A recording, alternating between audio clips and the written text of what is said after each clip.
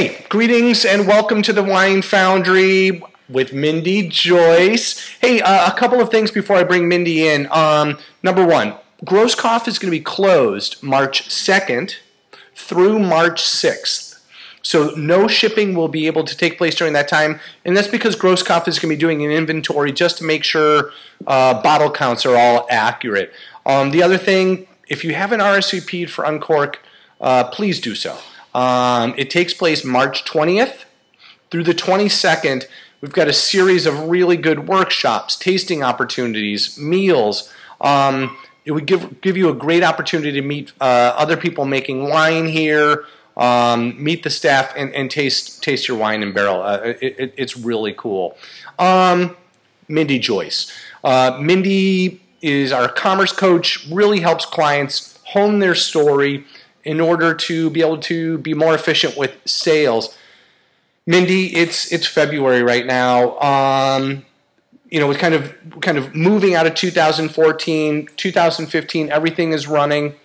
What should people be thinking of?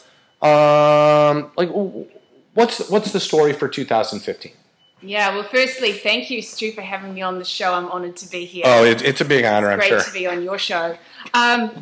So the first thing I would be thinking about right now is this is a really great time to think about the entire year and start setting goals, because how do you know when you've succeeded? It's one of the things I really think people should do is set goals in terms of the number of customers you want by the end of the year, set goals in terms of how much revenue you feel like you need to generate throughout the year, and then you can break it up into pieces. And believe me, it's actually a lot easier than it sounds. But I really am a firm believer if you don't have any goals, then you're probably not going to do as well as people that do. Like if you're on a diet, you know, I mean, you're going to lose more weight if you actually have a goal.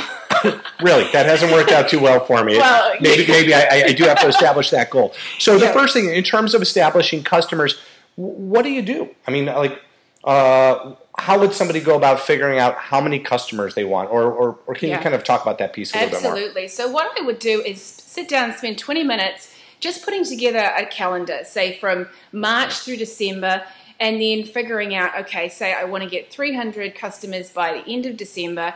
How am I going to do it?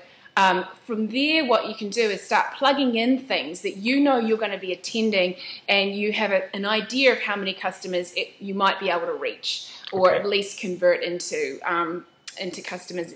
So if you're attending any tastings in San Francisco, for example, if you're doing any events yourself, if you are sending out emails, or you do have an email list already, you're going to start sending them out.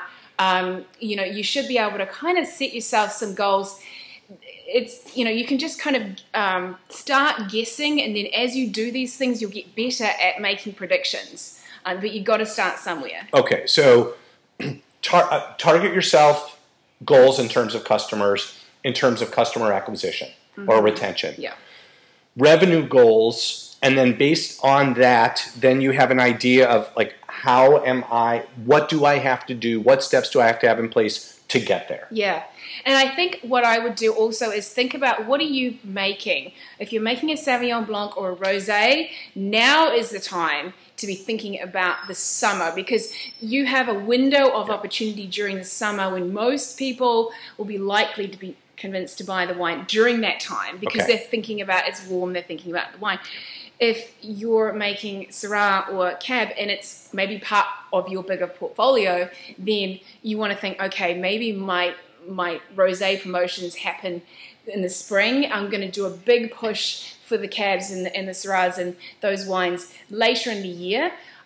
Because remember, you don't have to do something all the time. You can make waves in this marketing plan. So you have peaks and you have troughs, right? And you know when you're going to peak, because most people don't have time to do full-time marketing all the time with email blasts and things. Okay. So, excuse me, moral of the story, it's good to have a plan. You can just judge by my lack of I'm horribly out of shape. It's because I don't have that diet plan, but I'm going to implement one this afternoon. So set goals for your customers and in terms of revenue, and then you can begin to figure out where your opportunities are during the year. I hope that makes sense. March 2nd through 6th, no shipping takes place. March 20th, 21st, and 22nd, will you be here at the winery? I hope so. Until next time, hey, enjoy your afternoon. Bye.